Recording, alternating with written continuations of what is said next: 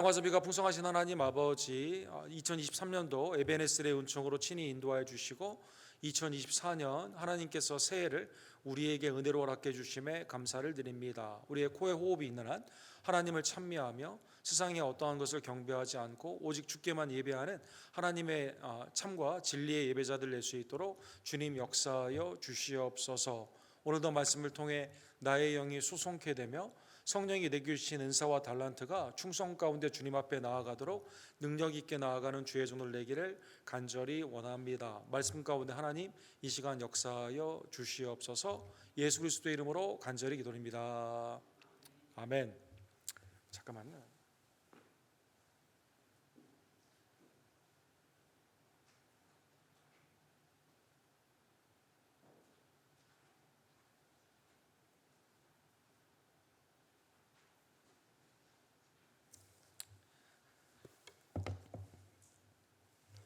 하나님이 우리에게 주신 말씀은 우리 열왕기상 7장 1절에서 12절 솔로몬의 왕궁에 관한 하나님의 은혜의 말씀을 함께 상고하기를 원합니다. 열왕기상 강의 12번째 시간, 우리 열왕기상 7장 1절에서 12절 우리 함께 한 절씩 교독합시다. 솔로몬이 자기의 왕궁을 13년 동안 건축하여 그 전부를 준공하니라.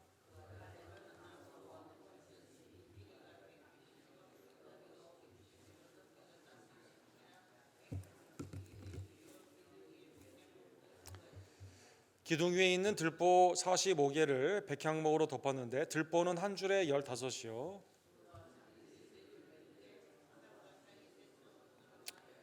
모든 문과 문선줄을 다 큰 나무로 네모지게 만들었는데 창과 창이 세 층으로 서로 마주 대하였으며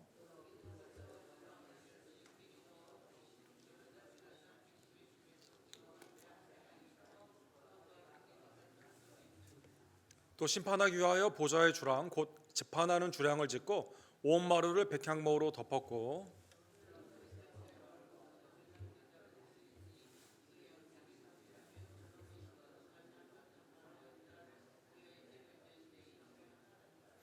그 집들은 안팎을 모두 귀하고 다듬은 돌로 지었으니 크기대로 톱으로 켠 것이라. 그 초석에서 처마까지와 외면에서 큰 뜰에 이르기까지 다 그러하니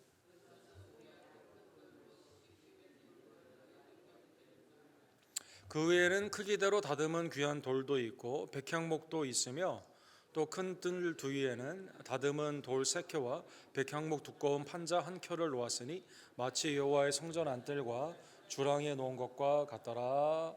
아멘. 새해가 되면 항상 새로운 여러 가지 것들이 있는데 그 레코드 브레이킹이라고 하죠. 새해 이제 기록을 깨는 그러한 것들이 이제 있습니다. 미국에 어제 기록을 깬 게 있는데 좋은 기록을 깼으면 좋은데 미국의 총 부채가 최초로 34조 달러가 어제 이렇게 깨게 되었다고 합니다. 한국 돈으로는 사경원이라고 합니다. 사경원. 그러니까 공이 16개인가 17개가 이렇게 뒤에 있는데 이걸 쉽게 풀이하게 되면 각 가정당 25만 9천 불의 돈을 빚지고 있고 1인당 10만 1,000불을 우리 미국에 사는 모든 사람이 빚을 지고 있습니다. 1,000불씩 모든 미국에 있는 가정, 그 다음에 사람들이 1,000불씩 매달 이걸 갚으려면 22년, 모든 국민이 22년 동안 갚아야 된다고 합니다. 그래서 이제 미국이 군사 대국이고 경제 대국인데 이게 다 무엇 위에 있어요? 빚 위에 있어서 빚 잔치를 이렇게 하고 있는 거죠. 그래서 안으로는 이렇게 빚으로 썩어 들어가고 있는데 밖으로는 이제 굉장히 미국이 강력한 것처럼 보이게 되는 그러한 모습이 있습니다. 미국뿐만 아니라 우리나라, 우리 대한민국도 지금 가계 부채가 심해가지고 어려운 점이 많이 있고 최근에 아르헨티나 이상한 분이 이제 대통령 돼가지고 이제 거기도 막 인플레이션이 2000% 막 이렇게 올라가는 그런 나라 아닙니까? 빚을 갚을 수가 없어가지고 더 이상 빚을 질 수가 없는 그러한 세상 가운데 이게 사람을 아니면 국가도 마찬가지고 기업도 마찬가지고 이 겉으로 이렇게 판단하는 것이 아니라 실제 그 사람이 가지고 있는 능력이 뭐냐, 그 나라의 힘이 어디서 오냐, 여기에 대해서 상당히 다시 한번 각인시키는 그러한 모습이 있습니다. 오늘 본문은 솔로몬이 가장 당시에 아름답게 지었던 건물에 대한 말씀입니다. 정말 당대 이런 건물이 없었다 성경에 말할 만큼 솔로몬이 지었는데, 그게 안타깝게도 성전이 아니라 왕궁을 그렇게 지었다 성경은 그렇게 말하고 있죠. 그 다음에 이 건물, 또 솔로몬의 이러한 겉으로 보기에 화려한 이러한 모습 가운데 이게 나중에 문제가 되어서 다음 세대에 북이스라엘과 남유다로 나누어지는 결정적인 사건을 오늘 우리 본문에 우리가 보게 됩니다. 우리가 이제 12월 둘째 주에 마지막 성전을 짓는 외부와 내부의 모습을 보았을 때, 이 성전이 규모가 그렇게 큰 건 아니에요. 당시에 뭐 피라미드나 아니면 당시에 있는 여러 나라들의 오늘날 마뉴먼트라고 하는 여러 나라들의 건물에 비하면 매우 작습니다. 그 이유는 성전의 건물적인 요소가 중요한 것이 아니라 성전이 상징하는 하나님의 임재, 내가 너희와 함께 하겠다라는 임재가 중요한 거죠. 그래서 성전을 지은 후에 하나님께서 이렇게 말씀하시죠. 열왕기상 6장 12절에 보면, 내가 지금 이 성전을 건축하니 내가 만일 내 법도를 따르며 율례를 행하며 모든 계명을 지켜 그대로 행하면 내가 내 아버지 다윗에게 한 말을 내게 확실히 이룰 것이요.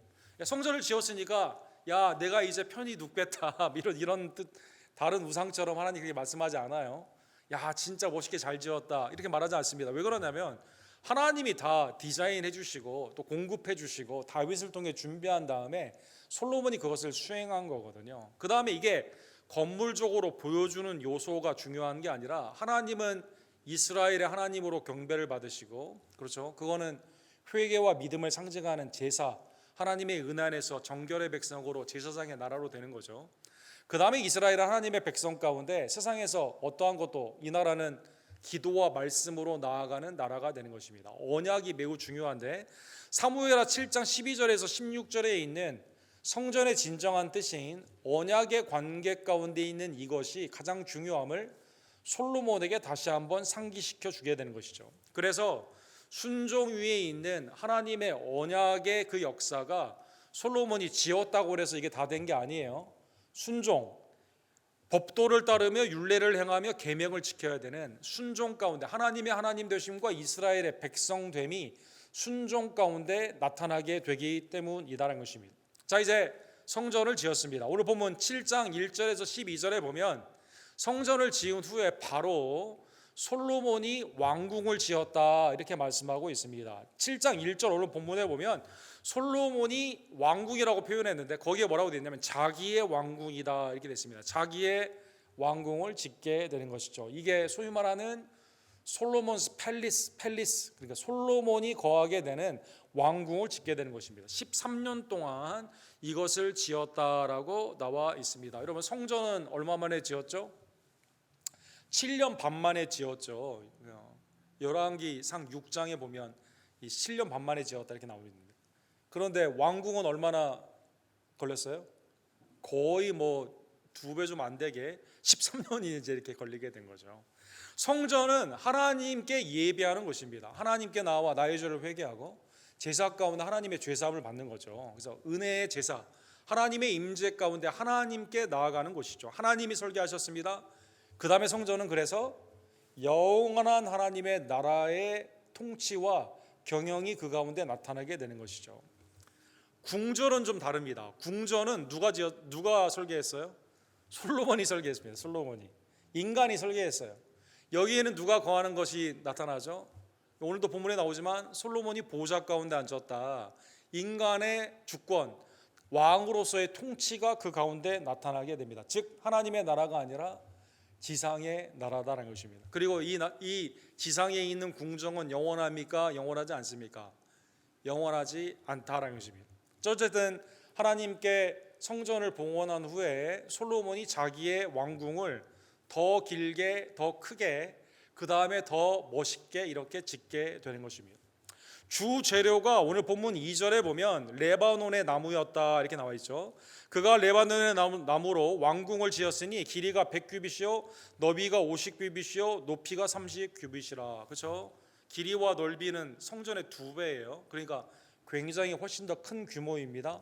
여기에 소위 말하는 가장 존귀한 나무로 불리우게 되는 레바논의 시더 트리, 레바논의 나무로 이것을 다 지었다는 것입니다. 여러분 오른쪽에 보면 레바논의 국기가 이 레바논 시더 트리 아닙니까? 이게 산에서도 막 돌짝박에서도 반드시 올라가 가지고 양쪽에 이렇게 되어 있는, 그 이스라엘도 중동뿐만 아니라 이스라엘, 그다음 미국에서도 이 레바논 트리, 이 나무가 이게 벌레가 잘 먹지 않고 내구성이 강하고 그다음에 아름답다고 합니다.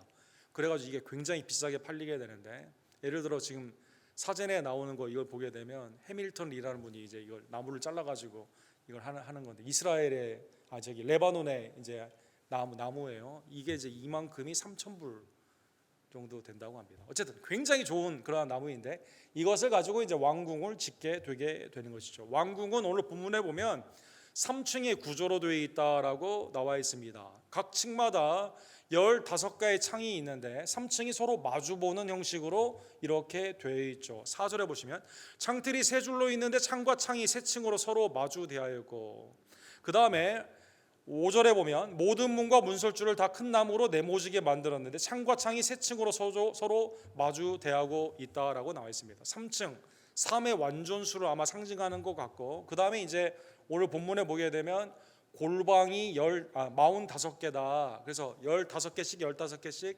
15개씩 45개의 골방이 있었다고 나와 있습니다. 아마 왕이 쓰는 공간뿐만 아니라 방이 이렇게 많이 필요했던 것은 시위대도 있어야 될 것이고, 나중에 솔로몬의 병기고도 있었다, 이런 말씀이 나중에 나오게 되는데 아마 병기고도 있었던 것 같습니다. 어쨌든 이것은 가장 당시에 아름답고 최고의 건물로 이렇게 지어지게 된 것입니다. 자, 이제 주로 이렇게 지은 후에 이 건축의 가장 큰 특징은 솔로몬의 행각이라고 번역이 되었던, 오늘 본문의 구약에서는 이것을 주랑이다라고 표현하죠. 7절에 보면 또 심판을 위하여 보좌의 주랑과 곧 재판하는 주랑을 짓고 온 마루를 백향목으로 덮었다라고 나와 있습니다. 이 주랑이라는 것은 뭘까요? 포티코라고 영어로는 이렇게 말하는데, 여러분 이게 보시면 우리 교회는 이제 그게 없는데, 이 해가 많이 있는 곳에 보면 옆에 이렇게 지붕은 있는데, 기둥과 지붕은 있는데 벽이 없는, 사람들이 왔다 갔다 할 수 있는 복도인데 양쪽의 벽이 아니라 한쪽만 있고 이쪽엔 바람이 통하는 그러한 곳을 의미하게 됩니다. 예를 들어 요한복음 10장 23절에 보면 예수께서 성전한 솔로몬 행각에 거니셨다 이렇게 나와 있죠. 사람들이 왔다 갔다 하면서 여기에서 하나님의 율법에 대해서, 성전에 대해서 예수님이 이제 논쟁을 하지 않습니까? 그래서 그곳이 나와 있고, 그 다음에 사도행전에 보게 되면 이 말씀이 나와 있죠. 사도들의 손을 통하여 민간의 표적과 기사가 많이 일어나며 믿는 사람이 다 마음을 같이하여 솔로몬 행각에 모였다. 그래서 이제 위에는 햇빛을 가릴 수 있게 위에는 지붕은 있고, 그래서 기둥으로 연결은 되어 있지만 벽이 없는, 그러니까 이 패디오라고 해도 될까요? 어떤 길게 되어 있는 복도가 이 가운데 있게 되는 것이죠. 주 역할은 심판을 하러 나오는 사람들이 왔다 갔다 할 수 있도록 보좌 가운데 나아갈 수 있는 그것 가운데 이러한 주랑이 이 가운데 만들어지게 되는 것이죠. 보좌는 오늘 본문에 보면 열왕기상 10장 18절에서 20절에 보면 더 자세히 나와 있습니다. 왕이 또 상아로 큰 보좌를 만들었고, 상아는 여러분 어디에서 나오죠? 상아는 코끼리에서 나오죠. 성경에 코끼리라는 단어는 언급이 되어 있지 않지만 상아는 자주 언급이 되어 있는데 가장 고귀한 것을 의미하게 되죠. 아프리카, 인도에 코끼리가 있고 그게 더 상아가 더 커서 비싸다고 하죠. 그다음에 아프리카에 이제 코끼리가 이렇게 있게 되는데, 아마 당시에 시바의 그 여왕이 와서 이제 교류를 한 것처럼 당시에 트레이드가 솔로몬 때 굉장히 많이 있었기 때문에 아프리카에서 이제 아마 상아가 왔던 것 같습니다. 근데 거기에 또 정금을 입혔습니다. 상하에다가 정금을 입혔습니다. 야, 이거 뭐 진짜 화려함의 극치죠. 그 다음에 보좌에는 6층계가 있고 단계가 6개가 있어요. 예를 들어 이제 이거를 잘 그린 것이 이제 그 유명한 시바의 영에 쳐다봤을 때 솔로몬이 이제 심판을 하는 그것을 그린 그림이 있습니다. 포인터라는 분이 그린 그림을 보시면 6개가 이렇게 계단이 이렇게 있습니다. 그 다음에 이제 옆에 양쪽에는 사자의 모양 같은 것을 이렇게 두게 됩니다. 그 다음에 6층계 좌우에도 이걸 쭉 사자들이 이렇게 쭉 놓게 됨으로 말미암아 12 사자상들이 이렇게 있게 되는 것이죠. 그래서 황제의 위엄, 맹수의 가장 그 명장이 되는 사자의 이 모습이 있게 되는데, 그래서 열왕기상 10장 20절에 보면 이 보좌와 솔로몬의 궁에 대해서 이렇게 말하죠. 어느 나라에도 이같이 만든 것이 없었더라. 당시 최고의, 그러니까 가장 아름다운, 건축학에 있어서는 최고의 것들을 이렇게 마련했다라는 것입니다. 그 다음에 솔로몬이 어떻게 했죠? 솔로몬이 이 궁 안에, 솔로몬이 누가 있어요? 혼자 사는 게 아니라 아내가 있지 않습니까? 근데 아내가 몇 명이죠? 아내가 굉장히 많아요. 아내가 1000명입니다. 1000명이 거해야 되는 공간이 있어야 될 거 아닙니까? 그래서 오늘 본문의 8절에 보면 솔로몬이 거처할 왕궁은 그 주랑 뒤에 다른 뜰이 있으니 그 양식은 동일하며, 그죠? 뜰이 있고 그 다음에 또 뒤에 있는 거예요. 규모가 엄청납니다. 솔로몬이 또 그가 장가든 바로의 딸을 위하여 집을 지었는데 그 주랑과 같았더라. 이 아내의 사저, 복수죠. 아내들의 사저들을 이렇게 만들었는데 그것도 똑같은 좋은 사치품으로, 이렇게 최고의 그 제품으로 이렇게 만들었다는 것입니다. 열왕기상 11장 3절에 보면 왕은 후궁이 700명이요 첩이 300명이다 이렇게 되어 있죠. 그의 여인들이 왕의 마음을 돌아서게 하였더라.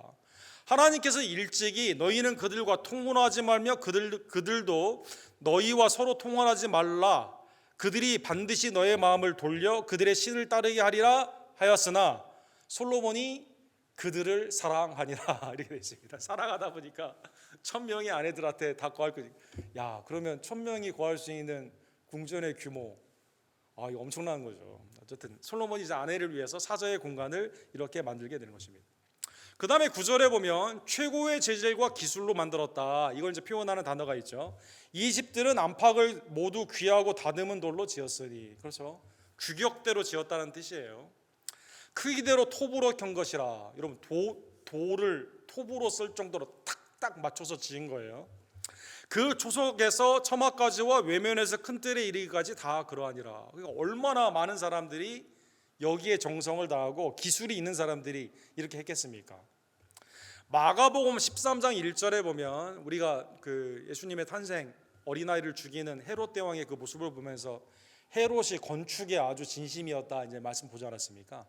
헤롯의 성전도 40여 년 동안 이렇게 증축을 하죠. 근데 이것도 규모가 딱딱 기술자들을 통해서 아주 건축을 딱 했어요. 그래서 마가복음 13장 1절에 보면 갈릴리 출신인 제자들이 예루살렘에 와가지고 성전을 보면서 깜짝 놀라는 겁니다. 예수께서 성전에 나가실 때 제자 중에 하나가 이르되 선생님이여 보소서 이 돌들이 어떠하며, 돌들이 이 12 곱하기 6 당시에 그냥 탁탁 그냥 엄청난 크기의 돌을 규격대로 잘 지었거든요. 그 다음에 건물이 어떠합니까? 이렇게 말하게 되는 거죠. 건물에 그냥 그런 거죠. 제가 저기 어렸을 때 63 빌딩을 보는데 야, 이게 진짜 금인가 막 이런. 우리 저희 선생 같이 갔던 소풍 갔던 선생님이 하는 말이, 야 10층 이상 보려면 10원씩 더 내야 된다 그래가지고 그 이상은 보지 말라고. 그거에 속고 막. 어쨌든 잠실 야구장에 제가 처음 갔는데, 야 LG 트윈스가 그때 저희 집이 잠실 야구장 앞이었는데 LG 트윈스가 그때 우승하던 진짜 건물이 기가 막힙니다, 여러분. 제가 아주 어렸던 거죠. 아주 제자들처럼 무식했던 거죠. 아주. 예수님 뭐라고 말합니까? 이거 돌 위에 돌 하나도 다 남기지 않고 없어지게 된다. 성전에 이 건물이 중요한 게 아니거든요. 근데 어쨌든 오늘 본문에 보면 최고의 재질과 기술로 이렇게 만들었다는 것입니다.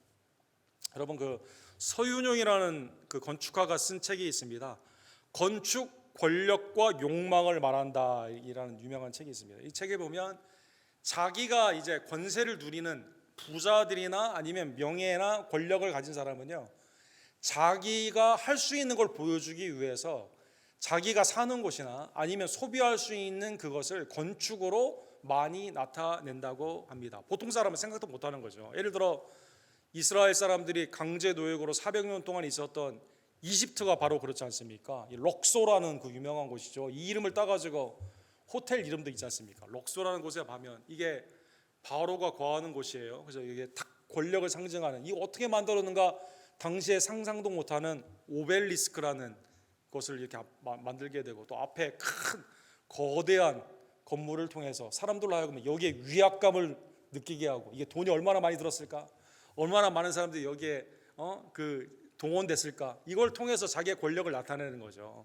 그래서 여러분, 나폴레옹이 이집트에 갔을 때 저거 뭐냐고 그러니까 이게 오벨리스크라고, 이게 반드시 올라가 가지고 위에 사각형으로 만드는 거라고. 그 자기의 이제 토목 공사하는 사람한테 물어봤다고 그러죠. 야, 저거 만들 수 있어? 지금 전쟁 중이라 못 만듭니다. 그랬다는 거죠, 나폴레옹 부하가. 그래서 나폴레옹 어떻게 했습니까? 야, 저거 뽑아와. 그래가지고 이제 지금 파리의 오른쪽에 보면 오벨리스크가 이렇게 있습니다.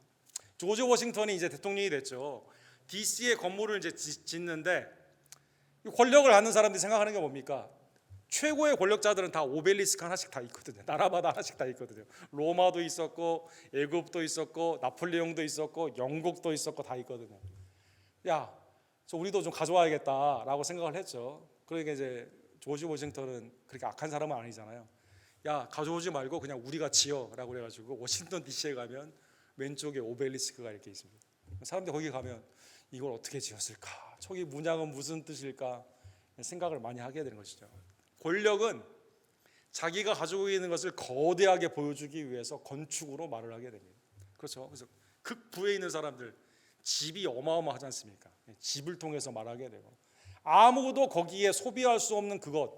그래가지고 뭐 어떤 우리 유명한 전 대통령은 화장실을 금으로 만들지 않습니까? 그래서 나는 여기에 돈을 쓸 수 있다 이렇게 보여주게 되는 그것처럼 솔로몬이 상하 금을 가지고 1000명 안에 다 둘 수 있도록 거대하게 이렇게 짐으로 말미암아 오는 사람마다 무슨 생각해요? 야, 이건 어디에서도 볼 수 없었던 것이다 이렇게 말하게 되는 것이죠.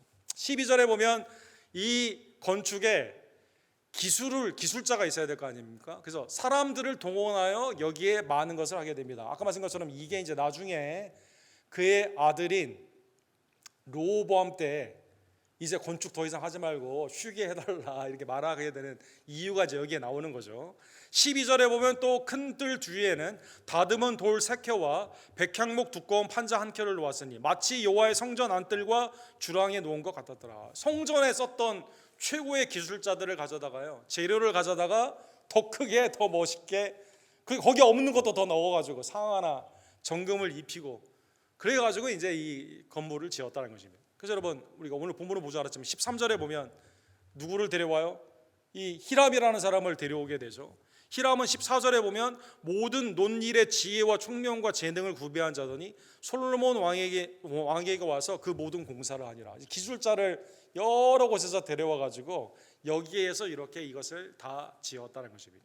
자, 오늘 본문은 솔로몬이 자기의 왕궁에 또 자기 아내들을 위해서 자기의 수많은 재원, 하나님이 주신 지혜로 얻은 그 부를 여기에 다 이제 투자를 하게 되고 그 다음에 1000명의 아내를 위해서 관절을 만드는 그 말씀을 보았습니다. 사랑하는 성도 여러분, 이 본문의 말씀을 보면 특이한 게 있습니다. 성전은 7년 6개월, 7년 반밖에 안 걸렸어요. 근데 왕궁은 13년이 걸렸습니다. 자, 그러면 성경의 관점에서 건축이 중요하다면 어디에 더 자세하게 말씀을 쭉 써야 될까요? 솔로몬의 왕궁에 대해서 더 자세하게 기록할 수도 있었을 것입니다. 그러나 여러분 잘 생각해 보시면 우리가 지금 열왕기상 쭉 보고 있지만 열왕기상 5장부터 성전의 규모는 매우 작거든요. 그런데 성전에 대해서는 매우 디테일하게 쭉 이렇게 나오게 되죠. 어디까지 나올까요? 7장 51절까지 있습니다. 7, 5, 6, 7 이렇게 3장에 걸쳐서 자세하게 다루고 있는 거죠. 그런데 솔로몬의 왕궁은 13년 동안 지었는데 성경의 언급이 어떻게 되어 있어요? 1절에서 12절, 12절밖에 되어 있지 않습니다. 성전은 95절이 쓰여져 있고 솔로몬의 거대한 최고의 권력을 상징하는 아름다운 건축물인 그 왕궁은 12구절밖에 되지 않습니다. 왜 그럴까요? 여러분과 저에게 이제 교훈이 있는 거죠. 뭐가 중요해요? 우리의 삶에 뭐가 중요해요? 나의 영화를 나타내는, 나를 과시하고 세상의 것을 나타내는 그러한 것에 성경은 관심이 별로 없습니다. 사랑하는 여러분, 성경에 관심 있는 건 뭡니까? 하나님의 임재가 있는 성전에 관심이 있다는 것입니다. 사랑하는 성도 여러분, 이사야 42장에 보면 남유다가 왜 멸망했냐? 하나님께는 매우 인색해요. 하나님께는 온전한 예배를 드리지 않아요. 그냥 마당만 받고 인사만 하고 갑니다. 그러나 우상에는 진심입니다. 우상에는 온갖 걸 다 갖다 줍니다. 그 다음에 자기의 있는 자기가 누리는 것에 대해서는 엄청나게 많은 것을 쓰게 되죠. 하나님이 거기에 대해서 이렇게 말씀하시죠. 나는 여호와니 이는 내 이름이라 나는 내 영광을 다른 자에게 내 찬송을 우상에게 주지 아니하리라. 이렇게 말합니다. 하나님이 영광을 다른 우상에게 같이 쉐어 할까요? 야, 내 영광이 100%라고 하면 야, 너한테 한 5% 줄게. 5%는 여기 가서 해 라고 한다던가. 하나님의 찬양을 받게 합당하신 그 하나님이 야, 그냥 10%는 네 그냥 신세 한탄하고 다른 거 너 들어. 그냥 너 좋은 거 해. 네 마음에 카타르시스 느끼는 거야. 이렇게 할까요? 그렇지 않다라는 것이죠. 창조주이시며 구속주이신 분은 딱 한 분밖에 없기 때문에 하나님이 영광을 다른 우상과 나누지 않고 찬송을 다른 사람에게 가서 좀 하고 나한테도 와라 이렇게 말하지 않는다는 것이죠. 독점적인 영광, 예배는 하나님께 반드시 독점적으로 드려야 되는, 즉 내 왕궁이 중요한 게 아니면 성경은 별로 관심 없습니다. 여러분, 주님이 앞에 섰을 때 여러분과 제가 누렸던 부귀영화 별로 중요하지 않습니다. 하나님의 은혜 안에서 여러분과 제가 그리스도의 은혜로 구원을 받고 하나님의 온전한 임재 가운데 하나님이 마지막 때에 찾으시는 자가 그래서 누구예요? 요한복음 4장에 보면 참으로 예배하는 자를 찾는 거죠. 신령과 진정으로 영과 진리 가운데 예배하는 자를 하나님이 찾으시는 거죠. 그래서 사랑하는 여러분, 하나님의 영광이 중요한 것을 오늘 본문을 통해 깨닫기를 원하며, 솔로몬이 이렇게 영광을 누렸지만 이 영광을 주님이 어떻게 평가했습니까? 사랑하는 성도 여러분, 마지막으로 마태복음 6장 29절에 보면 주님이 솔로몬의 영광을 어떻게 평가했어요? 솔로몬의 모든 영광으로도 입은 것이 이 꽃 하나만 갖지 못하니라. 주님이 그렇게 평가합니다. 상아의 그 금의 보좌, 주님이 야 나도 그 보좌에 좀 앉고 싶다 뭐 이렇게 전혀 그런 말씀 없습니다.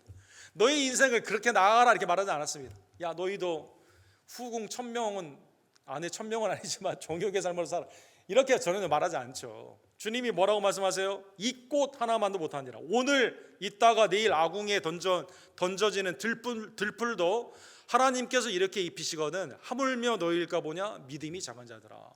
하나님의 창조물 피조물 들풀이 더 영광스럽다니까요. 그렇다면 그리스도의 구속의 십자가와 부활로 은혜 가운데 구원받은 여러분과 저는 얼마나 하나님을 보시기에 귀하시겠습니까? 천하보다 귀한 거죠. 염려하지 말고 중언부언하지 말고 먼저 주님의 나라와 의 가운데 나아가라는 말씀 가운데 이 말씀이 나와 있는 거거든요. 그래서 여러분과 저는 참 성전은 예수 그리스도죠. 계시록 21장 22절에 보면 성 안에서 내가 성전을 보지 못하였으니 이는 주 하나님 곧 전능하신 이와 및 어린 양이 그 성전이심이라. 그렇죠. 이 성전을 허물라 내가 3일 만에 다시 세우리라. 주님이 하신 그 말씀이 그대로 나타나는 거죠. 그렇죠. 주님의 성전 되심을 통해 여러분과 제가 휘장을 지나 아버지께로 은혜의 보좌 앞에 나아가는 거죠. 주님의 은혜의 보좌 앞에 나가는데 여러분과 제가 이거 상하 정금 이런 거 따지겠습니까? 아니죠. 속죄의 은혜를 받는 거죠. 여러분과 제가 회개와 믿음 가운데 주님이 내게 주신 그 은혜를 때를 따로 돕는 은혜를 얻기 위해 주님 앞에 예배로 나아가는 것이죠. 우상에게 헛된 것을 드리는 것이 아니라 시간을 보내는 것이 아니라 나의 영광을 위해 소진하는 것이 아니라 참 성전 되신 예수 그리스도께 온전한 경배로 나의 삶을 주님 앞에 온전히 드림으로 말미암아 합당한 영광을 돌리는 주의 종들 되기를 간절히 원합니다. 기도합시다. 사랑과 자비가 풍성하신 하나님 아버지, 오늘 말씀을 통해 솔로몬의 왕궁이 당대에 어느 곳에서도 보지 못했던 아름다운 것인 것을 보았지만, 그러나 그것은 솔로몬의 영광은 오늘 이따 아궁이에 들어가는 내일 아궁이에 들어가는 들풀보다 못하다는 주님의 말씀을 또한 우리에게 교훈하여 주심에 진심으로 감사를 드립니다. 하나님, 나를 위해 죽으시고 부활하신 예수 그리스도가 참 성전임을 날마다 온전히 깨닫고 상고하며 주님 앞에 합당한 영광과 찬송을 드리는 주의 종들 될 수 있도록 주님 역사하여 주시옵소서. 이방의 다른 사람들의 부귀영화를 부러워하거나 또 내게 있는 것을 자랑하지 아니하고 오직 겸손과 온유 가운데 주님의 속죄의 보좌 앞에 기쁨과 감사함으로 나아가며 나를 위해 이 땅에 오신 참 성령이신 예수 그리스도를 자랑스럽게 여기고 또 예수 그리스도를 증거하는 하나님의 복된 예배의 백성들이 될 수 있도록 주님 역사하여 주시옵소서. 하나님이 마지막 때에 찾으시는 영과 진리의 마지막 참 예배자들로 우리 언덕교회를 충만케 하여 주시옵소서. 예수 그리스도의 이름으로 간절히 기도드립니다.